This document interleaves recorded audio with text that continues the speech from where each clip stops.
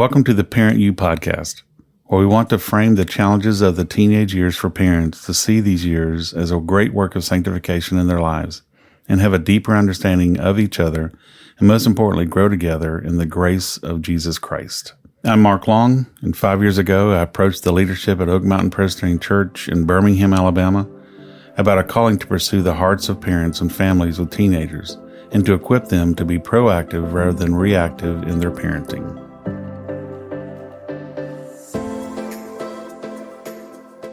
Choices. A teenager's day is full of them. Some seemingly small, some big, but they all can change the trajectory of their lives. Raise your hand if you've ever been surprised by a choice, right or wrong, that your child has made for themselves. Now keep it raised if you are proud of the way that you responded to that choice. Have you then thought of what conversations that you had that may be influenced or failed to influence that choice? If you feel convicted, remember these 4 things. You are loved. You have great value. You have good future. And we're not perfect. These are 4 biblical truths that today's guest wants to remind us of so that we can share them with our teenagers.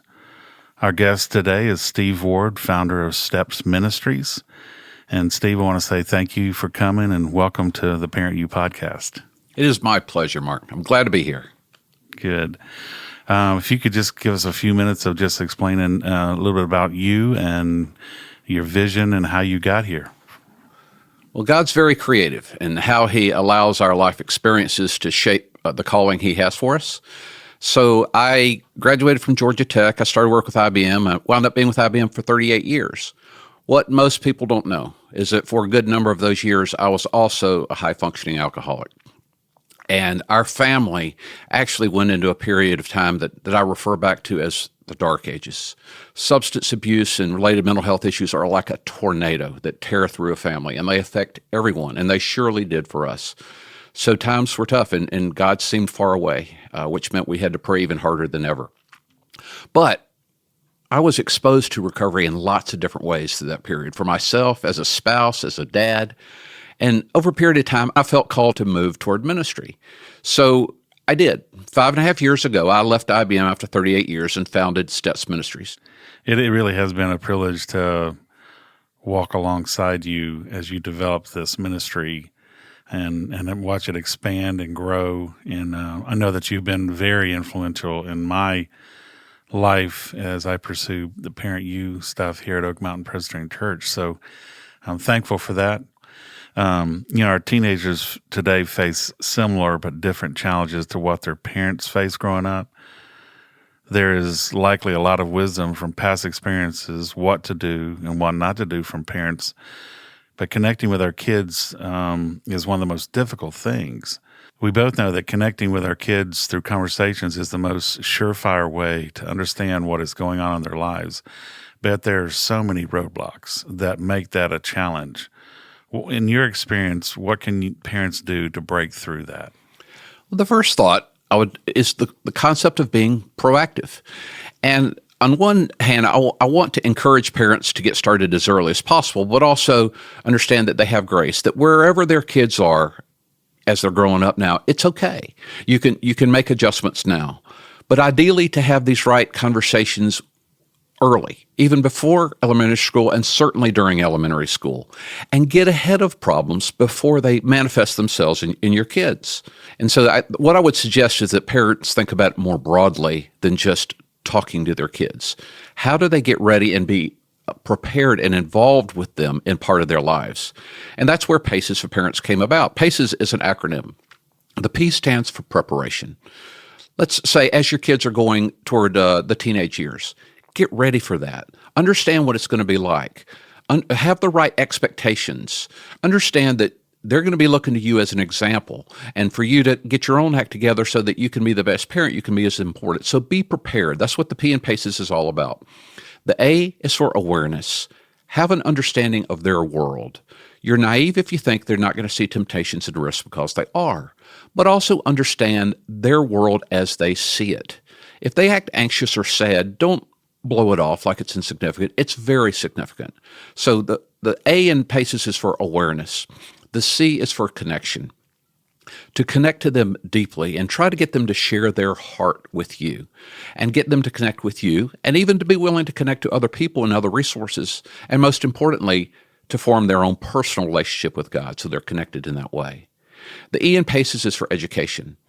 Your kids are going to be going through things they've never faced before. So you're going to be parenting situations you've never encountered before. So you might need to learn what do you do in some of these tricky situations. And then finally, the S in PACES is for steps. Have a plan so that you can thoughtfully prepare what are the steps that you should be taking rather than just reacting emotionally in the moment. Because very often the decisions we make emotionally in the moment come from the wrong place, and we can make a lot of mistakes. So that's what PACES for Parents is all about, and that's how people can be proactive and really engage with their kids. You know, Steve, a lot of times parents want to connect with their kids, but when you think about a connection, it goes both ways. They want to hear from their kids and they want to connect with their kids, but sometimes they fail to be a connection or a connecting point for them because they're not sharing their hearts. And I know we've got to be parents, right? Parents have got to be parents, and we want parents to parent. But a lot of times they miss the opportunity because they're not being vulnerable with their own kids. They're not just displaying some of these things that they're wanting from their own kids. And so, you know, what happens is our kids tend to be a mirror of us, and we wonder why that is. When we respond negatively to their choices, how does that affect our relationship? I know that's one of my greatest failures, is how I responded to their failures. So what should parents keep in mind when engaging with their kids, or how can a parent reinforce healthy choices? You said be proactive. Well, here it is. How can you give us a couple of points there? I sure can. And the advice you just gave is well sounded. I mean, communication is a two-way street. So parents need to know, A, they communicate by example, they communicate through expression and tone, and every word that they say it's not a coincidence that we are advised often in the Bible to control our own tongue. The things that we say can be very hurtful. Also, parents generally are much worse listeners than they need to be. They need to listen and listen some more, and listen for understanding, and listen with empathy, and listen with love. So everything you just said was true. As we talk about connecting with our kids at a deeper level, that's what led us to an article I wrote once called "What Every Teenager Needs to Hear." And we talk about four things in that one. And the first, you had mentioned earlier when you mentioned these biblical truths, Mark. The first section of this is the things that every teenager needs to hear. So if you only say a few things to your kids, please tell them that you are loved, that you have value exactly the way you are, the way you're designed, that you have a positive future, and that we're grown-ups and we're not perfect, and you don't have to be perfect either. Those little core messages are incredibly important. There's a point in my life, or in my son's life, where he was really struggling. And it hit me that I wanted to give him my blessing. So I studied what the Bible defines as a blessing. Guess what? It defines it as conveying value and a positive future. So the first part about what every teenager needs to hear are those four truths that you talked about earlier. The second goes along with it, is to understand that it's okay not to be okay sometimes. And parents, if you're listening, I beg you to listen to these two things. The number of teenagers who contemplate suicide these days is 19% of teenagers. And others struggle with a lot of instances of drugs or alcohol, and in many cases it may just be insecurity or anxiety. The reason they struggle is because your kids don't believe these truths. So it's okay not to be okay sometimes. They need to know that if they're sad or anxious or insecure or feel left out or don't know their place in their group, that's normal. That doesn't make them broken. They're not broken, and they're not alone. All of their friends have problems too. They're just not talking about it. And what they're sharing on social media is not reality. Social media is an artificial representation of the best parts of our lives. And we're trying to show people how great we have it going on. That's not reality. So your kids need to know that it's okay not to be okay. They're not broken. They're not alone. And you need to be a safe person that they can talk to, someone that they can trust, someone that won't judge, someone that will walk them through that dark space. And they also need to know it's totally okay for them to talk to somebody else if they need to. It's like if they broke their arm, they would go see a doctor. That would be very natural. If they have a problem with their teeth, they would go see a dentist. If they feel sad or left out or anxious, it's okay for them to talk to a pastor or a counselor. We hope that they're going to talk to us as parents, but they need to know that's very, very normal for them to want to talk to others. And mostly that they always know that they can talk to God. Their best friend and their best counselor is only a prayer away. All that sounds very good and it's applicable.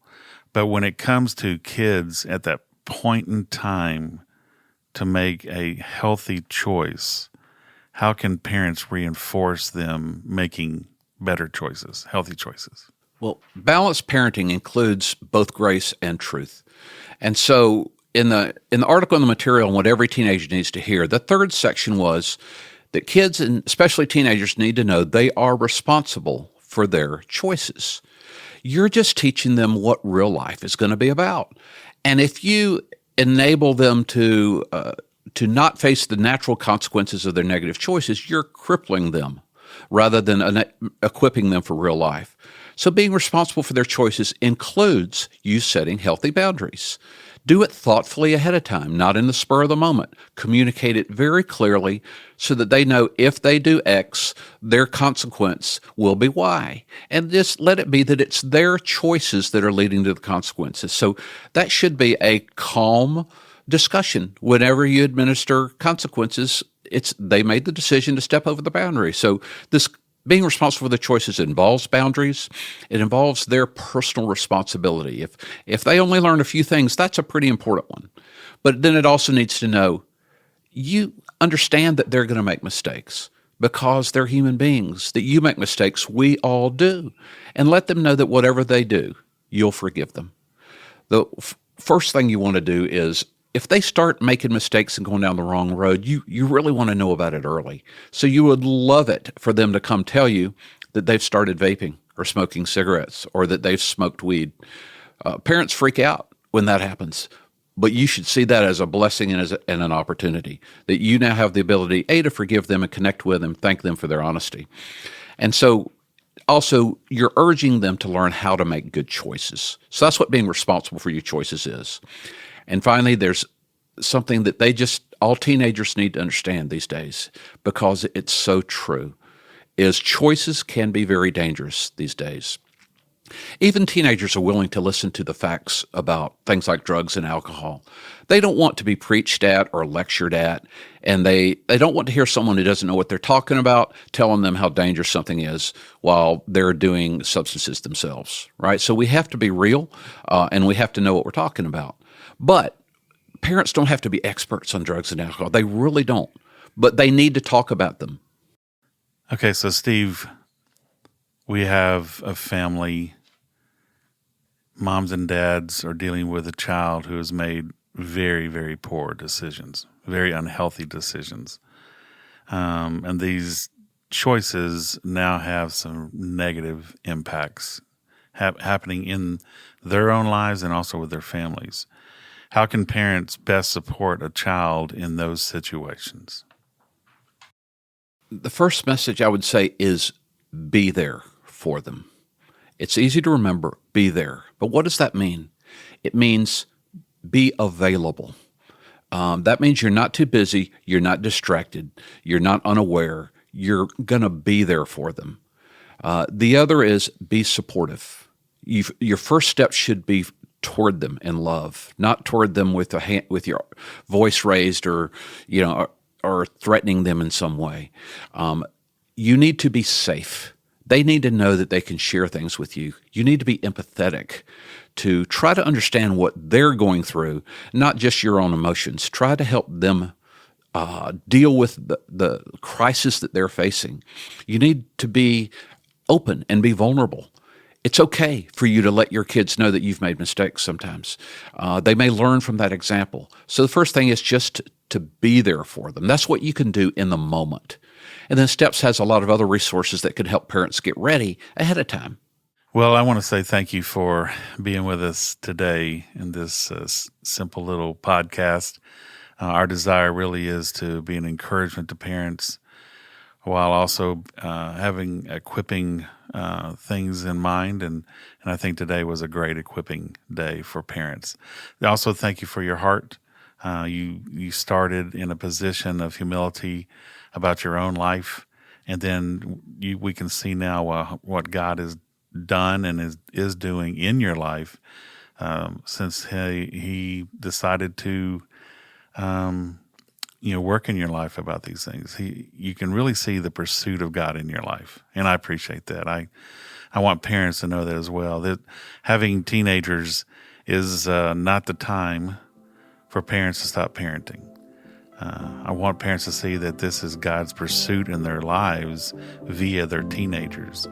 And even when it becomes tough and even when it becomes difficult, God has not stopped pursuing them. So thank you very much. ParentU is a ministry of Oak Mountain Presbyterian Church. I'm Pastor Mark Long, and thanks for listening.